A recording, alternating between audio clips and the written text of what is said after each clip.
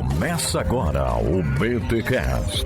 Teologia é nosso esporte. Muito bem. Começa mais um BTCast. Eu sou o Rodrigo Bibo e há uma diferença entre andar o... Eu esqueci. Pera, vamos lá. O ano era 99 e eu estava assistindo Matrix e o grande líder Morfeu disse o seguinte: há uma grande diferença entre conhecer o caminho e percorrer o caminho. Ou adaptando, há uma grande diferença entre conhecer o caminho e praticar o caminho.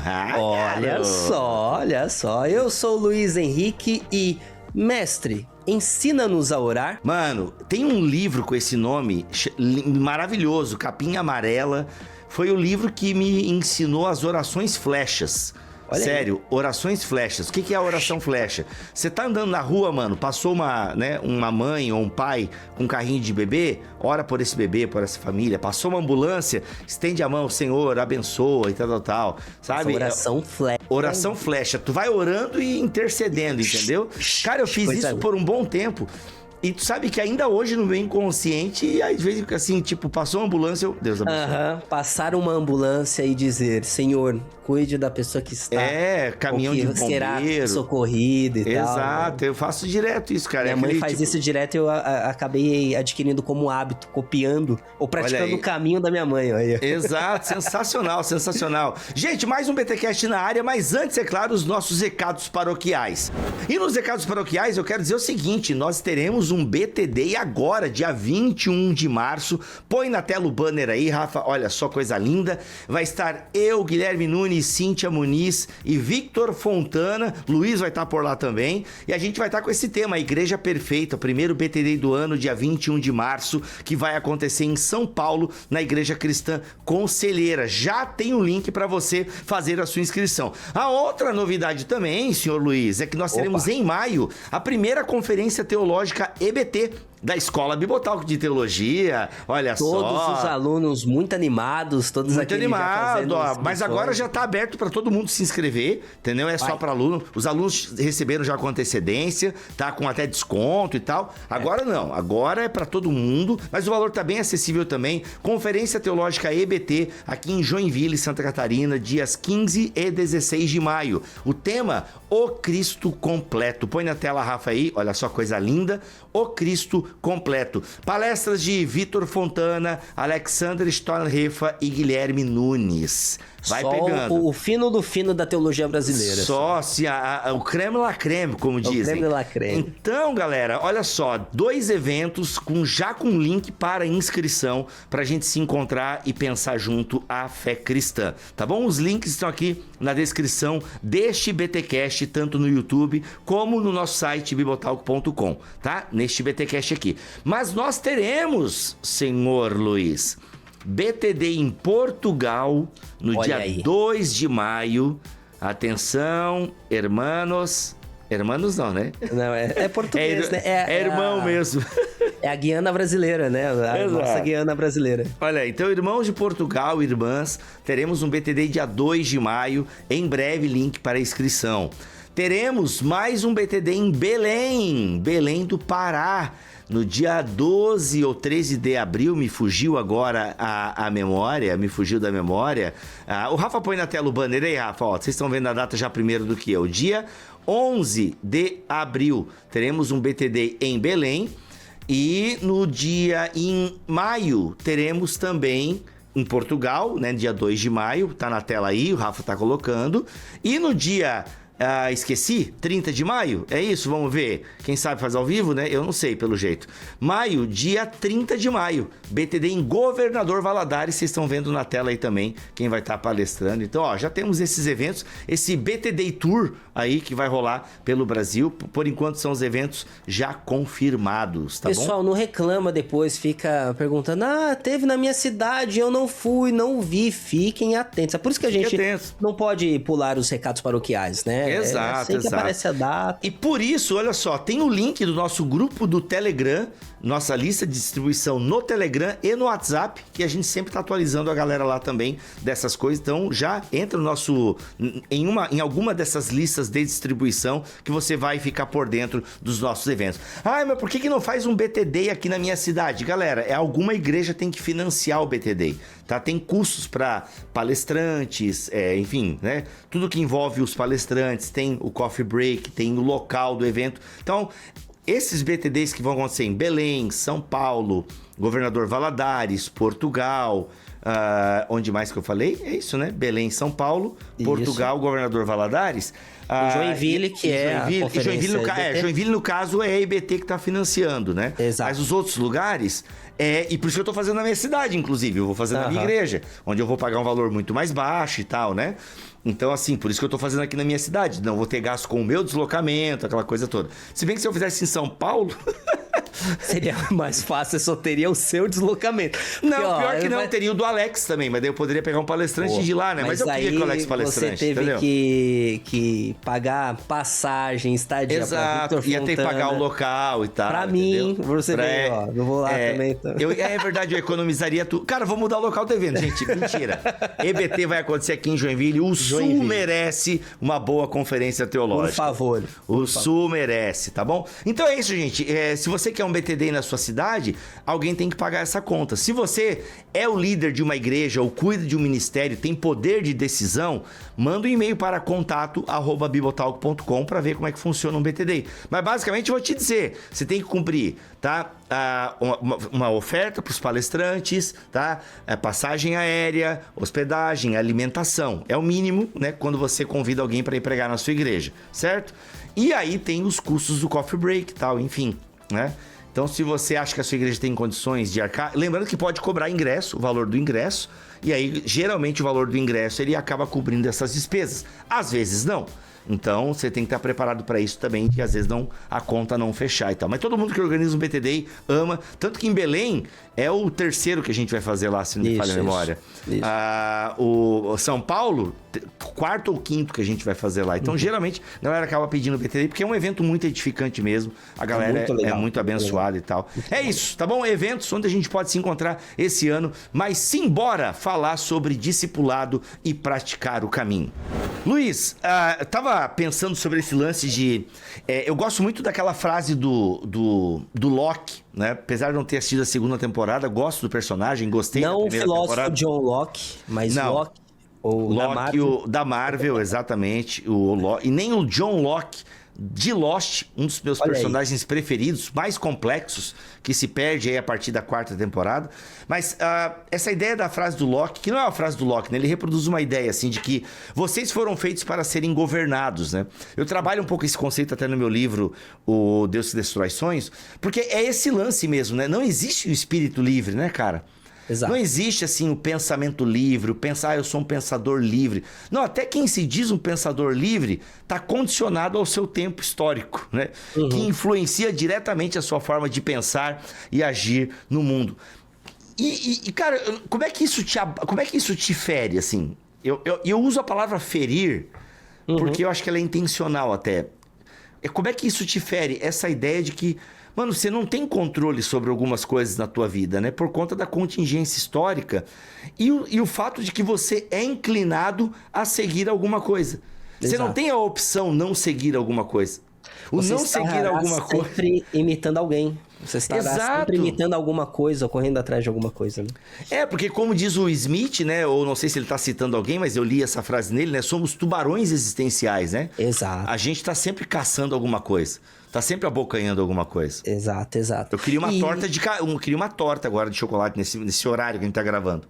Exato. Então, mas é interessante trazer a ideia de buscar alguma coisa, de correr atrás de algo, porque a gente vive em uma sociedade capitalista, né? Selvagem, já cantou o profeta. selvagem, cada vez mais selvagem, né? E a grande questão para todo aquele que vive a modernidade é o mal-estar que é causado justamente pelas necessidades que surgem. E parece que as necessidades elas só ampliam, principalmente das últimas décadas. As nossas necessidades elas se ampliaram tanto, mas tanto, que hoje você... Nem sabe o que é. Exato. Você não sabe o que é, né? Você acaba não sabe o que é. Observe para o mundo de 5, 6 anos atrás dos streamings e observe para o mundo agora, atual. Você não sabe qual assinatura você quer. Quando você ir na locadora, falando agora pra fãs de cinema aqui, né? Que é o que a gente gosta aqui no Bibotalk, né? Pra gente, todo mundo que participa aqui de alguma forma gosta de filme. Cara, a Cíntia gosta de cinema? Eu nunca vi a Cíntia falar... Ela gosta do show do Alok! Eu sei que ela gosta do show do Alok. Eu nunca vi a Cíntia comentar filme. Mas enfim, cara, mas falando aqui da cultura nerd, né? Eu sou do tempo que a gente ia na videolocadora, o que tinha tava lá na prateleira. Uhum. É muito louco isso. O que tinha tava lá na prateleira. Às vezes você queria muito o novo filme do Van Damme ou do Stallone, aí você tinha que reservar com a videolocadora. Então assim, você chegava lá, era o que tinha. Então você alugava aquilo e você assistia, entendeu? Claro que às vezes o filme era tão ruim, mas geralmente você assistia até o final, porque você alugou aquilo, você pagou por aquela unidade cinematográfica, né? Exato. Por exemplo, eu assisti o Desafio do Ártico em DVD, porque eu aluguei, mas um filme horroroso, entendeu? E o que acontece? Hoje você não, né? Você tem tanta opção que você fica lá zapeando e tal. Tem até uma brincadeira, eu me lembro muito bem dessa piada do sensacionalista. Eu não sei se existe ainda essa página de humor, porque ele começou a ficar tão real que as notícias do mundo real fizeram as dele virarem piada mesmo, né? Exato. Mas o sensacionalista postou uma vez: Netflix lança assinatura para quem não assiste nada. Tipo, você só tem o catálogo lá dentro. Para você só ficar zapeando só. Exato. Então, cara, isso é um problema moderno, né? Exato. Gente, nós estamos falando de coisas bem fúteis como cultura pop, mas isso se aplica para vários setores da vida. Vamos pegar uma questão profissional. Há décadas atrás não se tinha tanta opção profissional. Você acabava até assumindo coisas da família, né? Uhum. Eu tenho um amigo, por exemplo, meu amigo tem a minha idade. Ele não ouve o BTcast, eu posso falar. Mas ele é um cara que ele simplesmente fez faculdade, mas para tocar o negócio do pai. Entende? Isso porque ele ainda é privilegiado. Tô falando de alguém privilegiado, né? O pai é empresário e tal. Um recorte muito específico. Outros não têm nem essa possibilidade. Mas por que eu trouxe esse exemplo do meu amigo que é um privilegiado? Mas porque antigamente era muito também isso, né? Cara, você seguia o negócio da família, a fazenda da família, o puxadinho da família, ou, né, a plantação da família, né? Antigamente filho era seguro de vida também, né? Sim, exato. Mas, e esse é um problema muito recente na história da humanidade, né? Porque se nós colocarmos na história da humanidade até 2 séculos atrás, no sentido majoritário, assim, no sentido macro, a sua profissão era herdada pelo seu pai. Inclusive, vamos observar o texto bíblico, né? Jesus de Nazaré era um carpinteiro porque ele herdou essa posição de José, seu pai, né? Exato. Assim como boa parte das pessoas que desempenhavam e tinham um negócio no mundo antigo, na Judéia do primeiro século, muitas vezes era até uma questão de crise, uma questão existencial, você largar aquilo para poder seguir alguém, para poder mudar de rumo, né? Uhum. Além de ser uma afronta e uma ofensa à sua ascendência, você também se colocava em um lugar de muita vulnerabilidade. Que aqui, já trazendo um pouco pro tema desse episódio, né? Que são os discípulos, né? Eles largavam tudo. Cara, isso é muito louco, né? Eu acho que às vezes a gente não tem muita dimensão. Eu lembro que eu escrevi um texto sobre o chamado de Mateus, há décadas atrás. Acho que foi há décadas atrás que eu escrevi sobre isso. Não, porque o chamado de Mateus, ele é um chamado, assim, acho que todos os chamados são chocantes, né? Você tem Simão e André que largam, né, a sua profissão, que dá estabilidade. O negócio do seu pai. Exato, largam um negócio da família, né? Uhum. Colocando em risco a questão financeira da família e tal, para seguir Jesus, né? Um cara que chega ali e vem e segue-me.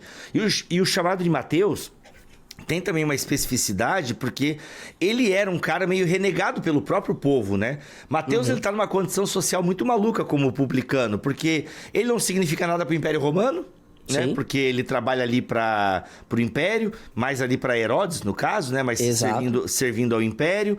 Ele é um cara que, por escolher o que escolheu, não era bem visto pelo próprio povo, né? Você era publicano, era sinônimo de pecador, eram sinônimos praticamente. Então, o ostracismo social da sua própria família, né? Exato. Era muito mais importante do que no nosso tempo, né? Então o cara abriu mão de família, o cara abriu mão do povo, né? Ou seja, quando ele escolhe seguir o caminho de cobrador de impostos, ele está abrindo mão da sua religião, talvez não da sua crença, mas ele abre mão da sua religião, ele abre mão da sua família, ele abre mão do seu povo. Cara, ele abre mão da aliança, tá ligado? É uma parada muito forte isso, cara. Mas ele escolheu pelos privilégios financeiros que aquilo poderia dar. Mano, quando ele vê um rabi, né, um mestre, que o chama e ele larga tudo, né? Ele sai da coletoria e segue. Cara, é uma parada muito incerta. Muito incerta. Se tem um cara que caminhou por uma incerteza, tipo assim, se Jesus fosse mais um, como tinha tantos outros na época de Jesus, se dizendo Messias, como tantos outros rabis no tempo de Jesus, sabe? E se Jesus fosse só mais um, que depois de morto o movimento acabasse, né? E essa condição a gente consegue, a partir do estudo bíblico, entender um pouquinho das escolhas e do peso dessas escolhas que os discípulos eles tiveram que realizar confiando na palavra e na promessa de um suposto Messias. De um suposto Messias. Suposto Messias, porque os textos, os evangelhos, eles vão deixar bem claro que os discípulos eles não acreditavam em toda a mensagem. Eles só vão dar-se conta de toda a mensagem após o evento da ressurreição. As discípulas entendem um pouco antes, mas os discípulos, eles são um pouco mais retardatários nesse sentido, né? Eles são mais lentos e são mais letárgicos nessa questão. E aí a gente também pode colocar uma questão aí também, né? Qual era a expectativa de Mateus ao seguir? Porque uma expectativa é criada. Quando você segue alguém, uma expectativa é criada ali. Você cria uma expectativa sobre a pessoa a qual você segue, se nós quisermos fazer um paralelo ali com as redes sociais, e você quer que essa expectativa seja minimamente respondida. Então, os evangelhos, eles estão brincando com esse tempo, essa expectativa, esse imaginário que os discípulos tinham e a frustração desse imaginário que os discípulos tinham ali no primeiro século ao seguir Jesus de Nazaré. Havia uma mensagem, havia uma esperança, havia conceitos a respeito do que o Messias seria, mas a forma como Jesus de Nazaré demonstra isso acaba frustrando muitas coisas. Nós temos alguns episódios que falam um pouco sobre isso, mas o que é muito importante aqui nós estamos sempre em busca de algo ou de alguém. Nós estamos sempre em busca de uma imitação. Inclusive, estava lá na IBT em uma das aulas, a gente estava entrando numa conversa, uma discussão a respeito do... Você já percebeu que no Instagram tá todo mundo fazendo a mesma estrutura de produção, copiando, replicando a mesma estrutura de produção de conteúdo? Você já parou para prestar atenção nisso, Bibo? Porque tem os players, né? Tem os players aí que te dizem como é que tem que ser a estrutura, né? O gancho, como prende a pessoa. E falta um espaço para certa espontaneidade, né? De demonstração. Você tem que seguir um Não, player. sim, não. Porque tanto que tem pessoas que quebram isso, mas são pessoas tão caricatas talvez não seja a palavra, me perdoem. Talvez autênticas mesmo, autênticas, né? Conseguem exato. redefinir isso. Pessoas que quebram um padrão e acabam sendo elas mesmas, e isso que acaba despertando e chamando a atenção, né? Mas essa não é uma realidade que os discípulos do primeiro século, eles tinham a oportunidade de experimentar, tá? Principalmente no relacionamento de discipulado. Porque vamos lá, Bibo, vamos entrando aqui nesse tema que é muito importante para todos nós. Considerar Jesus como mestre significa alguma coisa. Significa que ele foi, de certa forma, um professor. Ou ele tinha um código, não apenas moral, mas de interpretação da lei, ao qual ele relegava e ensinava aos seus alunos. Que era chamado de jugo. Que era jugo. Exato. Todo rabi tinha um jugo, ou seja, uma maneira de se interpretar a lei, práticas, costumes. Então, era comum. Cara, acho que a cultura do rabi surge, né, no período intertestamentário. Exato. Ela vai sendo fomentada nesse período. Então, porque o templo ele acaba perdendo um pouquinho dessa... da proeminência, e as sinagogas vão surgindo, os lugares chamados como Bet Sefer, que é o lugar onde as pessoas elas aprendiam da lei. Adulterar, né? Se é Bet Sefer, elas aprendiam... Mentira. Foi uma piada bem ruim. Nossa, que coisa horrorosa. Lembrando que Betseba foi vítima nesse rolê. Tá bom? Entendeu? Pra deixar bem claro. Depois a gente faz podcast sobre isso. A piada... Se tivesse edição, essa parte eu cortava, mas não tem. Agora é programas aqui com praticamente 0 edição. É nós praticamente ao vivo aqui pra você. É assim, ó. Tá a gente bom? se coloca no tiroteio e... Não, a piada foi ruim só. Mas só pra deixar bem claro que a Betseba não é adúltera, né? Ela foi colocada num lugar de adúltera contra a própria vontade. Isso. Só pra deixar bem claro. Mas voltando aqui, a questão de Bet Sefer, né? O que é o Bet Sefer? Nada mais é do que um lugar... Cabeça de pão. O que significa isso? Bet Sefer. Na verdade, é casa do livro. Casa do livro. Casa do livro, ou casa do rolo, né? Tem rolo, não no rolo no sentido negativo, tá? Rolo no sentido de escritura. Aqui você faz umas coisinhas. É a casa do rolo, galera. É a casa do rolo. Tem a feira do rolo aqui em Guarulhos.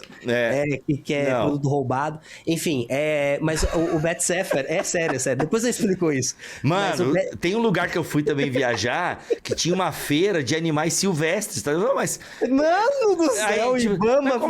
Mas a galera, a polícia não sabe? Sabe, de vez em quando bate lá e tal, mas aí todo mundo ganha uma grana, né? Igual tu sabe, tem uma feira de produtos roubados. A polícia também deve saber, né? Mas a Feira do Rolo acontece sempre aos domingos e sábados, assim, à luz do dia. Tranquilo, em um dos lugares mais movimentados de Guarulhos. Mano, vai lá ver se tem uma lente. Mentira, continua, vai. Vamos lá. Mas o Bet Sefer era um lugar em que as crianças, principalmente a partir dos 6, 7 anos de idade, eram levadas para poder aprender e memorizar as escrituras, com foco na Torá. Então, uma criança que saía ali por volta dos 12, 13 anos, já tinha capacidade no mundo antigo em decorar e recitar de memória, de cabeça, todos os 5 primeiros livros da Bíblia. Então você tinha muita esse coisa, processo... né, mano? É muita coisa. É um processo de educação que passa muito pela repetição. Caso você se destacasse, não apenas em decorar, mas também na articulação e na interpretação desse texto, você era levado a um outro nível, que era o nível do Bet Midrash. Ou seja, você era inserido em um mundo de estudo de todo o Antigo Testamento, aquilo que nós chamamos de Bíblia Hebraica. Então, o aluno que se destacava ali de um Bet Sefer, ele passava para essa categoria de Bet Midrash, e ele era o responsável, pelo menos em destaque de educação, em interpretar e conectar alguns textos para além da Torá. A Torá ela tem um centro de gravidade fortíssimo, de sentido muito forte para a nacionalidade, né? Para aquilo que constitui-se ser um judeu no primeiro século, mas o Antigo Testamento ele também é tido em grande valor. E ele precisa ser, de determinada forma, articulado, principalmente nos escritos de sabedoria, nos cânticos. Então, um Bet Midrash, ali no final dos 17 anos, alguém que decoraria todo o Antigo Testamento, era alguém de alta proeminência para poder colocar na sua... Oi? É muita coisa pra decorar, mano. É muita coisa. Imagina. Mas o Antigo Testamento que você fala é o que a gente chama de... No caso, assim, a escritura... É o nosso Antigo Testamento aqui. Era Septuaginta, não era Septuaginta, né? Não era Septuaginta, sim. Era Septuaginta. Ou seja, tinha até alguns livros a mais, eu acho, né? Tinha até alguns livros a mais. Tanto que a literatura apócrifa está na mentalidade, por exemplo, dos próprios discípulos de Jesus. Não à toa, Pedro cita Enoque. Exato. Ele não... Mas Enoque tá na Septuaginta, não, né? Enoque não tá. Mas o final de Daniel tá. Só que aí você tem um conhecimento estendido desses textos, né? Temos um episódio, tá, pessoal? Inclusive, esse aqui é o Praticando o Caminho, parte 2. Já tem um episódio que a gente fala um pouquinho sobre essa prática do caminho em Jesus, tá? Que, pra quem não sabe, a gente está falando do livro Praticando o Caminho, do John Mark Comer, tá? Que agora sai pela Thomas Nelson Brasil. Saiu em primeiro momento por uma outra editora, que eu não lembro. E agora está exclusivamente pela Thomas Nelson Brasil, tá? Aqui, ó. Praticando o Caminho, John Mark Comer. Que esteja com Jesus, torne-se como ele, faça como ele fez. Olha só, coisa linda. Tá?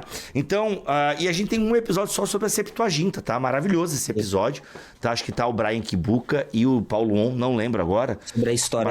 Eu acredito que sejam esses dois mesmo. A história da Septuaginta. Um episódio fantástico, se você quiser saber. Enfim, aqui eu acabei botando o Luiz num corre aqui ao vivo, mas enfim. Gente, é muita coisa pra decorar. O que eu queria ressaltar é isso. E com 17 anos, esse cara então já tinha decorado tudo. Exato. E essa pessoa seria uma pessoa de proeminência dentro da sua micro-sociedade, ao qual seria responsável por puxar alguns hinos dentro de alguns cultos públicos, né? De contar determinadas histórias. Então, essas pessoas, elas teriam ali uma certa proeminência educacional, por mais que não fosse necessariamente um rabino, tá? Só que depois Ela dessa... é o quê? Ela era uma Bet Midrash? É um Bet Midrash. Bet Midrash. Bet ou uma Bet Midrash. A gente precisa levar em consideração que a educação feminina também acontecia, tá? Sério? Tinha mulheres nessa condição nessa época? Tinha mulheres nessa condição, sim. Nossa, essa eu não sabia, hein? Mas não na condição oficial, mas uma condição espelhada, refletida. Os homens traziam esse conhecimento para casa e as mulheres acabavam conhecendo. Que da hora, mano. Isso acontecia. Então, porque esse trânsito seria muito mais natural. Muito mais natural mesmo. Dito isso, a gente consegue reconhecer que o discipulado ele parecia ter uma certa gradação. Depois do Bet Midrash, caso você se destacasse muito, um rabino poderia fazer uma entrevista de emprego contigo e te chamar para segui-lo. Te chamar para aprender a respeito do seu próprio julgo. Então, isso aí, peraí, agora ficou um conflito com uma coisa que eu tinha aprendido aqui. Tu tá dizendo que o rabino escolhia para seguir ele essas pessoas mega inteligentes aí. Positivo. Mas eu achei que mas todos os rabinos faziam isso? Não era isso era o rabinato oficial, então, né? Ou não? Era uma prática popularmente conhecida. Porque eu ouvi falar também, o João Batista, né? Ele era um rabi, tinha os seus discípulos, mas não fazia todo esse esquema, provavelmente, né? Então, nós não sabemos. Pode crer. Nós não sabemos. Nós sabemos que existe uma escolha ali de João Batista em relação Tipo, Hilel fez isso, Gamaliel fez isso. Isso. Ou aquilo que é oficial que nós temos de documento do Segundo Templo, né? Do judaísmo do Segundo Templo, e que foi relegado como tradição, conferia aos rabinos esse tipo de prática. Que da hora, popularmente. Mano. Podem haver algumas exceções. Paulo foi um desses caras, né? Criado aos pés de Gamaliel, foi um cara que estava lá. Um cara que se destacava bastante no sentido intelectual, e por isso que ele é chamado por um rabino para se tornar um talmidim. E aí é onde entramos no termo, que é um seguidor. E este talmidim era responsável...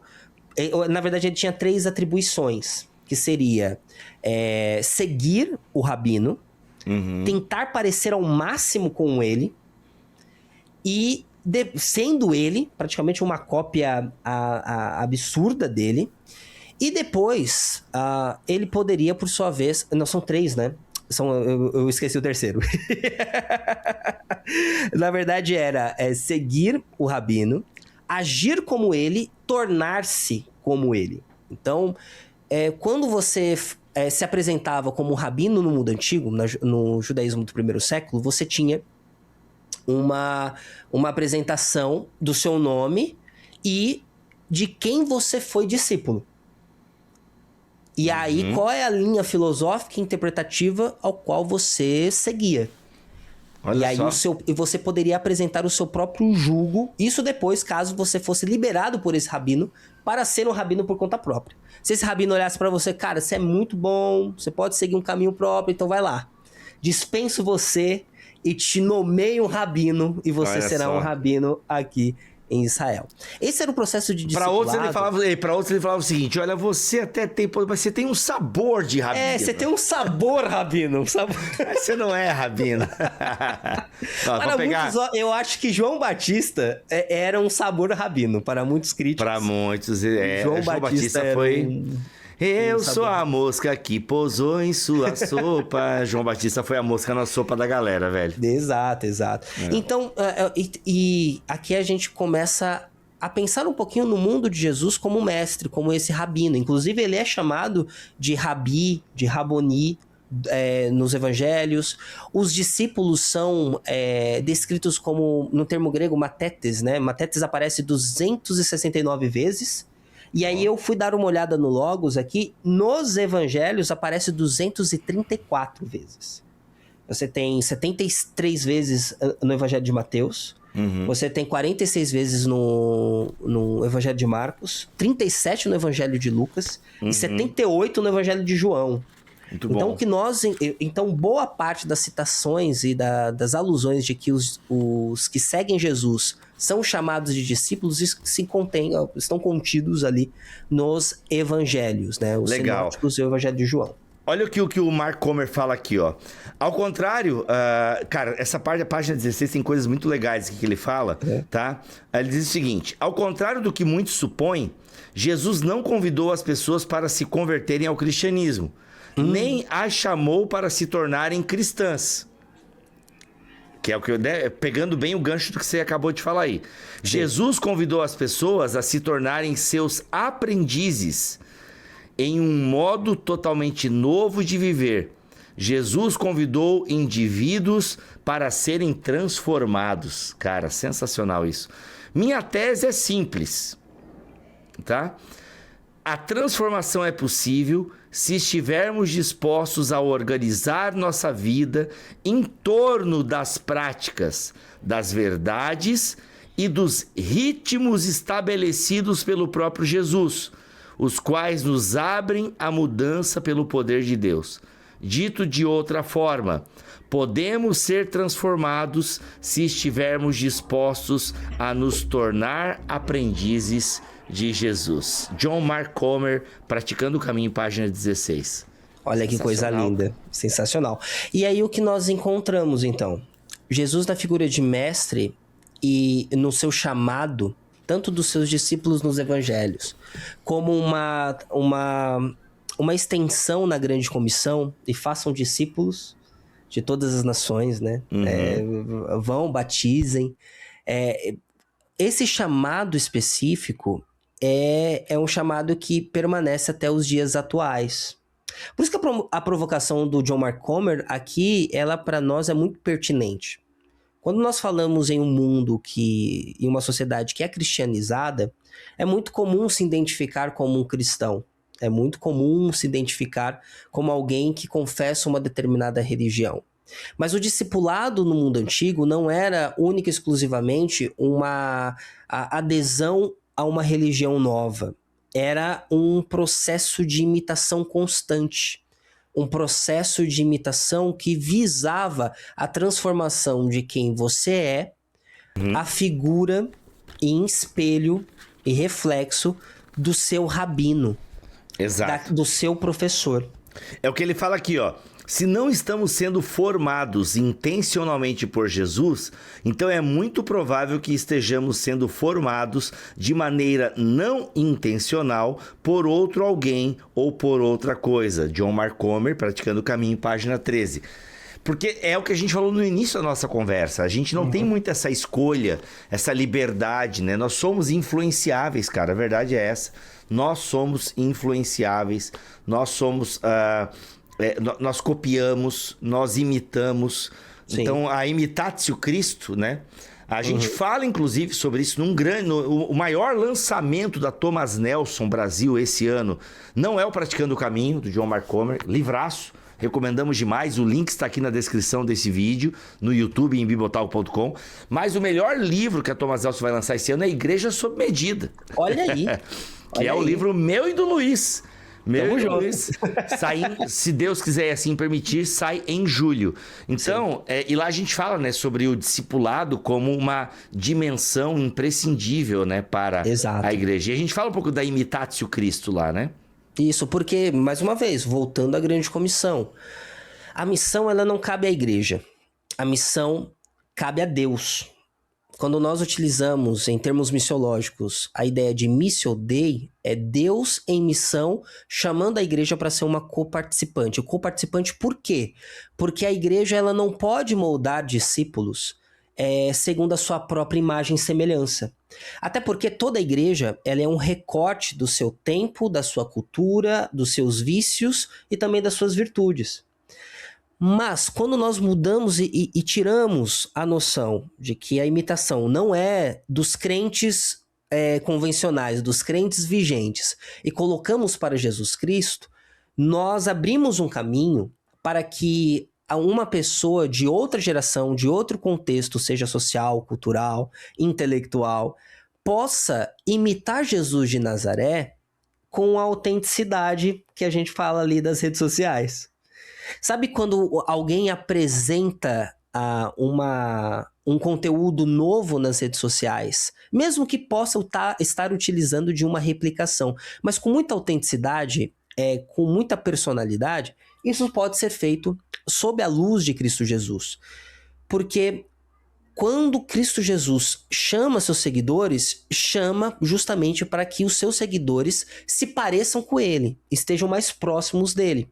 Mas em nenhum momento os seus seguidores eles são minados de encontrar-se a si mesmo na missão de anunciar as boas novas. Muito pelo contrário.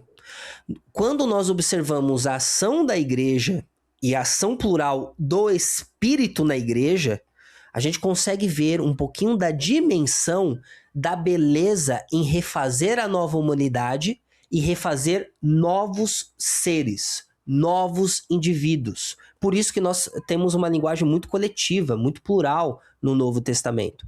O que isso quer dizer? É que, sim, existe o imperativo de imitação como a partir do reconhecimento de Jesus como mestre.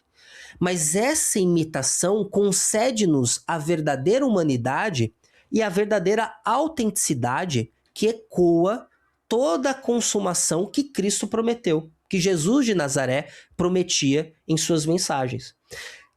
Tendo isso como aspecto, por que o imitar Cristo se torna mais importante do que ter convertidos ao cristianismo?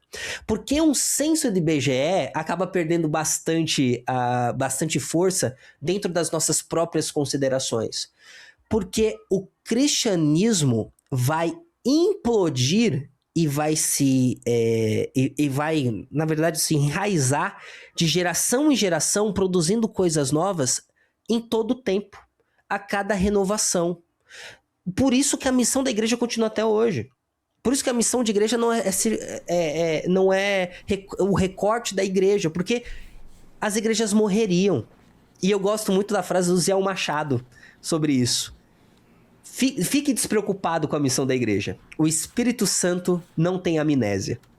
Nossa. Ele não tem amnésia. E essa frase é maravilhosa, porque mostra muito essa noção de que o que nós somos relegados a fazer não é colocar um molde de crente naquele que foi chamado para ser discípulo de Jesus.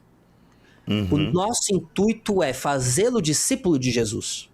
E caminhar com ele enquanto também nós somos discípulos de Jesus. Exato. É que, na verdade, o título de cristão, ele surgiu na história, na própria história bíblica, como um outro título para aqueles que... Né? Exato, ainda nasce nesse contexto pejorativo.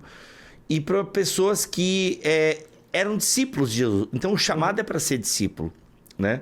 O chamado é para ser um discípulo, um aprendiz. A gente perdeu um pouco essa nomenclatura. Gente, não é errado chamar de cristãos, tá? Eu sou um cristão. Não é errado. Não é errado. A gente não tá falando isso, ok? Não. É que quando a gente fala eu sou um cristão, às vezes a gente comunica, a gente faz uma... Como é que eu posso explicar isso? Que eu acho que eu vou me enrolar aqui, mas vou tentar não me enrolar ao vivo, assim. É um porque a ao gente vivo fala gravado, mais né? da instituição. O cristão remete para essa cristandade, a uma forma como enxergam a gente lá fora. Então tem o cristão, tem o budista, tem o Zoroastra, tem o Jedi, tem, sabe, o Islã. É um rótulo. Um rótulo, exato. E não uma marca de vida como é ser um aprendiz de Jesus, entendeu? É por isso que pode ter cristãos que não vão para o céu, para usar bem, assim, bem popular para você entender bem. Tem muito cristão que não vai para o céu, entende? Agora, um discípulo de Jesus, certamente, entende? É uma parada diferente, né? O cristão, ele vem como um título e parece que o discípulo, ele é uma forma de ser. Exato. Entende? É uma forma de ser. É um diferente. Substantivo. Exato. Olha, ele fala isso, né? Ele fala isso. Olha, Eu querendo inventar o cara fala aqui. Ó, eu querendo inventar e o cara já falou, entendeu? Entender que nós somos um substantivo e não um verbo, que nós não estamos em discipulado, né? Mas nós somos discípulos, já coloca aqui a grande... o horizonte de aprendizado sobre a vida do espírito bem longe. Bem longe. Então já viu aquelas noções em que de determinadas pessoas, de crentes muito bem intencionados, mas que se colocam como os mais maduros dentro de uma comunidade de fé? E eles se acham os mais maduros dentro de uma comunidade de fé? E aí automaticamente, ou as pessoas acham essas pessoas mais maduras em uma comunidade de fé como se elas não tivessem mais nada para aprender ou para serem transformadas, né? Isso, gente, eu vou falar aqui, eu vou tocar em um público muito sensível. Você, terceira idade, eu sei... Envelhecer é um negócio que é cansativo e chega Tu fala como se tivesse alguém da terceira idade que ouvisse a gente, né? Eu acho que mas eu vou colocar aqui, vai que é um público novo. Olha aí, ó. Você que tem mais 60 anos de terceira idade. Mande esse podcast aqui pra alguém da terceira idade pra ouvir, tá bom? Pra sua avó, terceira idade é 60 anos, cara? Porque... Cara, eu vou colocar 60 a mais, né? Se bem que essas delimitações colocaram a adolescência até os 101. Vamos lá, se você tem fila preferencial no mercado e lugar pra estacionar, terceira idade. Com cartão, tá? Exato, com cartão. Se você faz zumba às 6 horas da manhã... eu me sinto jovem, caminho na praia, nem pareço ter 60. Não é discussão, não é essa. Não. O Estado brasileiro te entende como terceira idade. Ok. Vai lá. Que você tem uma tendência a ser mais rígido no aprendizado e as pessoas observam isso e só relevam. Muito bem. Aqui está uma lembrança que os evangelhos trazem a você. Você é um discípulo, você é uma discípula. E você ainda tem muito a aprender. Sou imortal até que Deus me chame, já diria o Spurgeon, né? Então, é o seguinte, até o último fôlego de vida, você tem uma obrigação que é imitar a Cristo, que é imitar a Jesus de Nazaré. Pô, tu cortou meu barato, mano. O que foi? Não, porque, mano, eu ansei muito pela terceira idade pra poder fazer as coisas, pessoal. É coisa de velho, deixa. Não pode. Mano, olha o que o John Mark Comer fala aqui, ó. Jesus não está procurando convertidos ao cristianismo, mas aprendizes do reino de Deus. Exato. Sensacional, velho. Sensacional. Então, quando nós falamos de Jesus como mestre, existem implicações para o nosso discipulado comunitário, mas implicações existenciais. Quem nós seguimos, por quem nós somos formados ou quem tentamos imitar. O Estevão Queiroga tem uma música lindíssima que diz que é correr atrás do vento. O homem corre atrás do vento, corre atrás do vento, corre atrás do vento. E eu acho isso bonito demais, de maneira poética, mas é uma voz profética também, porque nós muitas vezes nos pegamos e entramos em determinadas necessidades que são criadas por indivíduos ou por uma sociedade que não é o próprio Jesus de Nazaré. Que não é o próprio Jesus de Nazaré. E de que, para nos livrarmos da angústia, da ansiedade que é causada por conta dessas necessidades de falsos ídolos, nós precisamos cada vez mais entender quais são os ritmos de Jesus. Quais são os seus ensinamentos, quais são suas falas, qual é a sua prática. Qual é a sua prática? Esse é o nosso grande desafio, né? Uhum. Porque o pessoal pergunta, cara, mas Jesus via em outra cultura, em outro ritmo, em outro sistema. mano, como é que a gente traz o ritmo de Jesus para nossa vida hoje, né? Então, é o que o John Mark Comer quer nos ajudar no Praticando o Caminho. Exato. Entende? Como é que eu ajusto, né, a minha hora, ajusto a minha batida, o meu ritmo? Como é que eu me equalizo com a música do reino, né, com a batida do reino? Como é que eu me equalizo a vida de Jesus, sabe? John Mark Comer nos ajuda a pensar. Gente, esse é um dos autores do momento, John Mark Comer, sucesso lá fora. Alguns falam até como o novo Tim Keller. Aí eu gosto de me referir a ele como o novo Dallas Willard. Ele cita muito Dallas Willard, inclusive. Ele é um discípulo de Dallas Willard, ele não nega isso. Exato. Assim como ele é de Jesus de Nazaré, tá? Mas ele alguém que bebe bastante de Mas Dallas esse Willard. é o lance também, né, mano?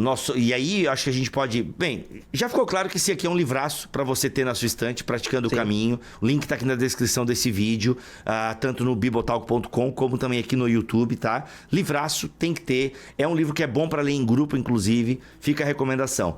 Mas tem um lance também, que é isso. As pessoas deste mundo que são aprendizes de Cristo são também nossas referências, né?